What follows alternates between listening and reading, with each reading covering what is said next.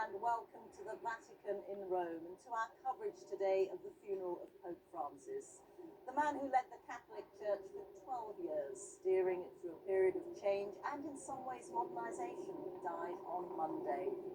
Hundreds of thousands of people are now gathering in St.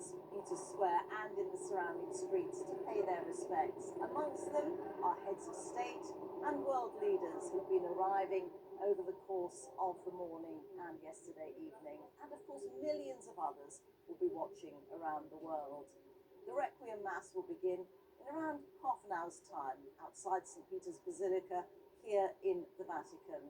Although Pope Francis set out instructions for a simpler funeral than those of previous popes, today is sure to be a spectacle of ceremony and tradition for the leader of more than 1 billion Catholics worldwide. With me this morning to guide us through is our religion editor, Aline McBall, and papal biographer and friend of Pope Francis, Austin Ivory. We'll be explaining some of the symbolism behind the events today and taking time too to assess the legacy of Pope Francis. And we'll be live in St. Peter's Square throughout the programme, hearing from those who've made their way here today. Austin, you've written 2 biographies of Pope Francis. You worked with him on a 3rd book.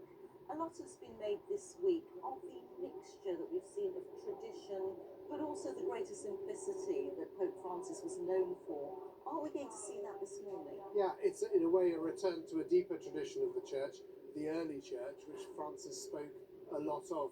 The master of the ceremonies, Diego Ravelli, told the cardinals yesterday that the changes are all about saying, today we are burying not a man of power, but a disciple of Christ, the fisherman as he's traditionally been known. So the changes really reflect that, and we've seen that this week. For example, the lying in state, lower down, not raised up, inside an ordinary coffin, just as if it were any other way. And I think really today what we're going to have is actually an ordinary funeral mass, but of course on a massive scale, and many of the prayers will be specifically for him, for the Pope, but otherwise it will look like a mass. But of course the readings, chosen by him very much reflect him. Acts of the Apostles, the story of the early church. Peter, St. Peter, and he was the successor of St. Peter, saying, I've come to see that God has no favourites. This kind of universality, which he so embodied, which I think we see here in the square with this gathering of representatives of nations.